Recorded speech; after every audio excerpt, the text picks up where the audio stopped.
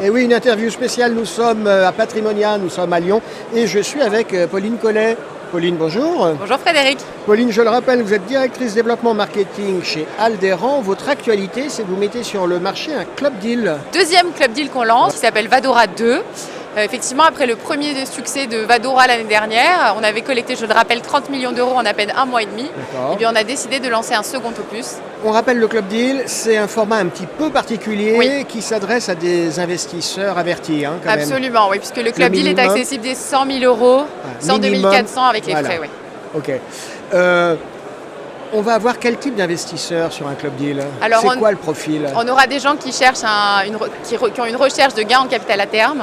Ce sont des vraies stratégies de création de valeur sur des durées moyennes allant de 4 à 6 ans. Ça peut être un peu plus long, mais en tout cas, le second club deal vise une durée moyenne de 6 ans.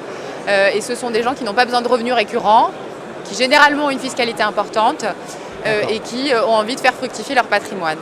Mais cela peut être aussi des gens qui ont des PEA avec pas mal de liquidités ou qui ne savent pas trop quoi faire de leur PEA. Puisque je rappelle que... On peut loger ça? Ouais, on a fait en sorte que nos club deals soient logeables dans des PEA et donc Vadora 2 est accessible en PEA. Ah, bien, vous avez une équipe de juristes qui a bien travaillé là. Absolument, on a une excellente équipe d'avocats. Ce Vadora 2, concrètement, ça va investir dans quoi? Alors, on s'était intéressé au transport et à la logistique l'année dernière. Ouais. Cette année, on pense que pour continuer à viser des TRI élevés, haute fourchette, eh bien, il fallait changer de classe d'actifs. On l'a fait aussi, donc on va s'intéresser au tourisme à l'hôtellerie, qui est une classe d'actifs qui a un peu souffert avec la crise sanitaire. Du coup, il y a des points d'entrée, c'est ça? Il y a des points d'entrée particulièrement intéressants et c'est vrai que c'est les opérations qu'on a rencontrées qui ont fait qu'on s'est décidé à lancer ce club deal, puisque une des opérations phares du club deal est travaillée depuis plus d'1 an. D'accord. Oui, j'imagine que c'est des dossiers qu'on regarde à la loupe. Absolument, et qu'il y a des due diligence qui prennent un peu de temps. Ça prend beaucoup de temps et puis il faut réfléchir à la bonne manière de sortir l'opération. C'est beaucoup de travail. Je crois que vous avez un autre de vos supports qui fonctionne bien, c'est Activimo. Plutôt, oui, je crois. Ça collecte bien. Effectivement, Activimo, donc pour ceux qui ne connaîtraient pas encore, est la première SCPI entièrement dédiée aux locaux d'activité et à la logistique urbaine labellisée ISR. Elle avait été lancée en 2019, elle a fêté ses 3 ans le 11 septembre dernier. On en a beaucoup parlé, je m'en souviens. Que c'était le premier qui allait sur la logistique. C'était la première marketée comme telle, et effectivement c'est la première complètement dédiée à cette classe d'actifs. Et c'est vrai qu'aujourd'hui, c'est un véhicule qui va passer les 700 millions d'euros de capitalisation très prochainement. Alors c'est bien de collecter. Est-ce qu'à un moment, quand on collecte beaucoup, on n'a pas un peu un souci pour employer l'argent? Alors, on a énormément renforcé notre équipe immobilière, mais c'est vrai qu'au-delà de ça, on a déjà investi 2 fois plus que l'année dernière sur le véhicule, puisqu'on a déjà investi 300 millions d'euros de collecte. Et on a un pipeline sécurisé de 200 millions d'euros de collecte. D'accord. Hors opérations qui sont en train d'arriver. Donc, normalement, on devrait faire une année record. Non seulement sur le plan de la collecte, mais aussi et surtout sur le plan des acquisitions. Et c'est ce qui était important pour nous cette année. Et est-ce qu'on peut parler un peu d'argent, un peu de performance?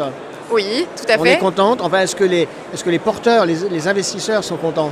Alors, ils sont contents, je crois, parce qu'après 2 années avec des taux de distrib haute fourchette, c'est-à-dire supérieurs à 6%, on va réussir. Oui, en effet, oui. C'était pas si mal que ça. Ouais, c'est pas mal. On va réussir, malgré un contexte où les taux sur la logistique se compressent, à maintenir un taux de distrib autour de 5,5%, ce qui était notre objectif de début d'année. D'accord. Alors, Pauline, c'est votre premier Patrimonia en tant qu'exposant. Tout à fait. Tout à fait, effectivement. Qu'est-ce qui fait qu'à un moment, on décide, parce que c'est un investissement de venir ici un peu quand même? Oui, mais alors je pense qu'on le devait à nos partenaires. On a eu une volonté depuis 1 an d'étoffer l'équipe commerciale, d'être beaucoup plus présent sur le terrain. Et on avait envie de venir à la rencontre de nos partenaires. Et je pense que c'était un rendez-vous à ne pas manquer. Et je pense que c'était un réel plaisir pour toute l'équipe de venir et d'avoir notre premier stand. C'est aussi une façon de montrer les équipes, je pense. Oui, parce que vous, on vous connaît. Oui.